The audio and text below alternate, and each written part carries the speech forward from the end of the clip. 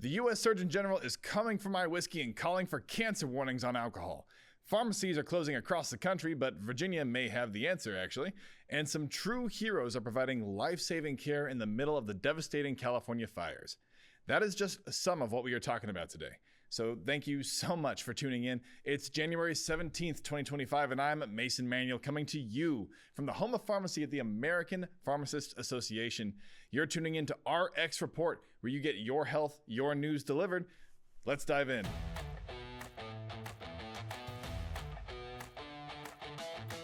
The terrifying wildfires currently ravaging LA have devastated the area and have shown true heroism from the frontline health and public safety workers who are fighting consistently to combat the fires and provide desperately needed care to victims. The fires have, as of recording, grown over 36,000 acres and have displaced residents from across the area. But something that may come as a bit of an afterthought, because I'm sure it would for me, is in the middle of a natural disaster, how patients can get access to their needed prescriptions in the middle of such chaos.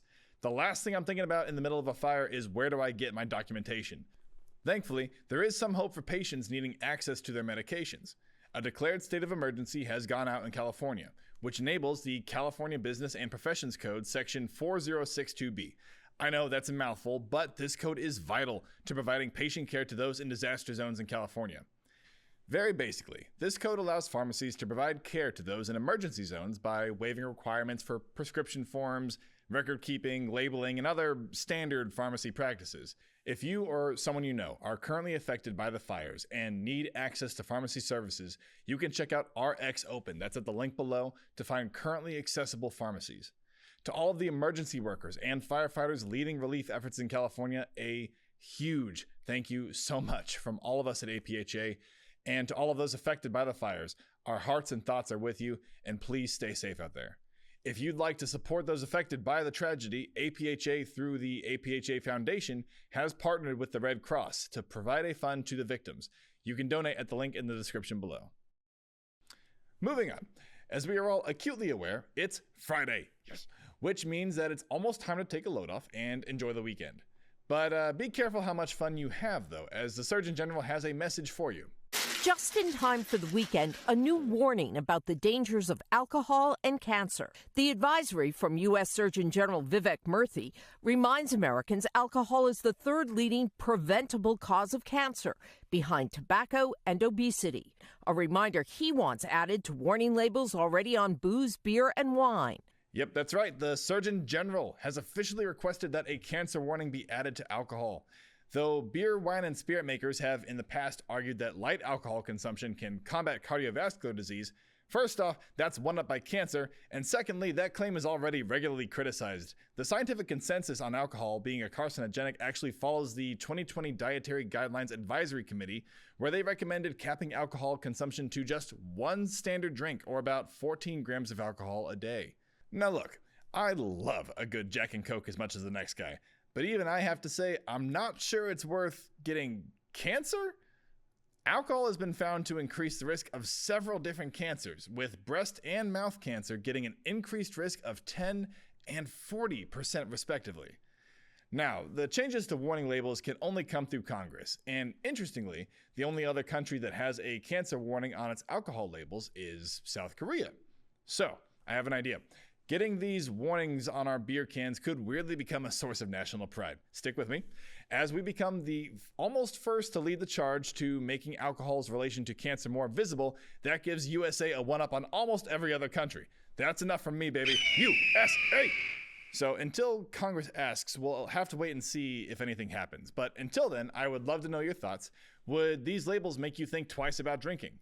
Does knowing that alcohol is a serious carcinogen have any change on your amount that you might partake in? Let me know in the comments below. For our next story, pharmacies across the country have been closing for various reasons, leaving many in what is known as a pharmacy desert. Very basically, a pharmacy desert is exactly what it sounds like, where portions of the population are not within a reasonable distance from pharmacies for their needed medications, and have one of two options, where they can either move or make the massive trip to the closest prescriber to them. This situation is a nightmare for many that is only getting worse across the country. But in Virginia, there are steps being taken to mitigate this problem.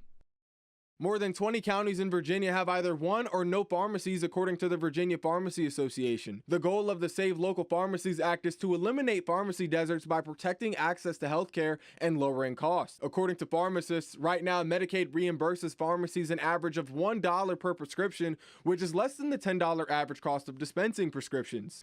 If you watched our last show, you may remember that ever-present boogeyman known as the PBM, or Pharmacy Benefit Manager. PBMs are largely to blame for lots, but have been especially difficult to work with for local pharmacies that have to deal with the opaque reimbursement practices PBMs enforce. In Virginia, the Save Local Pharmacies Act, which will be taken up in this year's legislative session, will act to remove the various health insurance plan-run PBMs, which lawmakers argue will help cost management and heighten accountability. One of the sponsors of the bill, Senator Aaron Rouse, told the Fauquier Times that we need to cut health insurance industry PBMs out of the equation to protect patients and pharmacists. Now, in response, Sean Stevenson from the Pharmaceutical Care Management Association, a national association representing PBMs, said, PBMs have a proven track record of lowering RX costs in Virginia.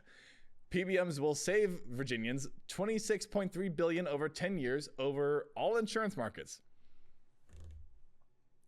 For those listening and not watching the video, which for the record you can find on YouTube, Spotify, and pharmacist.com/podcasts, I am wearing an extremely skeptical face at the moment. Similar bills limiting PBMs in Kentucky and West Virginia saw $56.6 million and $54.4 million in savings after establishing a sole PBM that the Department of Medical Assistance Services would be directed to make sure assesses actual drug pricing, rebates, and administrative costs for cost-effective management and accountability. Now listen, I'm not unreasonable. If PBMs can show me how they'll save Virginia $39 million, which is what the current Virginia bill is projected to save, then I'll listen up. But if the past couple of decades have taught me anything, fool me once, shame on me, fool me $39 million worth of times, and I'm going to go look for a new option. So, I got to pass the question off to you. What do you think? Do you think that this would help hamper PBM's ability to, save us money? Finally, for our last story, APhA CEO Michael Hogue gave remarks at the Federal Trade Commission meeting on January 14th, which was held to discuss the release of a new interim study on the massive price markups PBMs have made for numerous critical cancer, HIV, and other specialty generic drugs that were dispensed at PBM-affiliated pharmacies, which is a lot of them, by as much as thousands of %. Yes, I'm talking about PBMs again, and this is the last one for the show, I promise.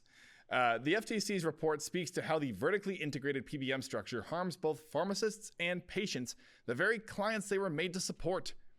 Michael explained how the kickbacks health insurance companies receive from PBMs are borderline illegal and balloon prices for an already extremely expensive healthcare system, arguing that PBMs have manipulated the drug system to, quote, lock out patients' choice of getting their medications from their local pharmacist. Michael called for the FTC to take additional actions to restore competition in the broken PBM marketplace. Now, we'll have to wait and see if any additional action is taken by the FTC, especially under the new Trump administration. But until then, stay tuned right here to RX Report, where I'll keep you updated on any developments to this story. And that is our show. If this podcast made you want to save $39 million in prescription costs, then click that follow and subscribe button. I'll keep you posted on how to do that. Maybe give us a like, leave us a comment, and let me know your thoughts on today's stories and others you might want to hear about. If you're hungry for more APhA show content, then check out our sister podcast, First Fill. You can find that at pharmacist.com/podcasts. Our executive producer is Rob Hodges. Our creative producer is Kay Erdman. And until next time, I'm Mason Manuel, and I'll see you next Friday for RX Report. Till then, bye y'all.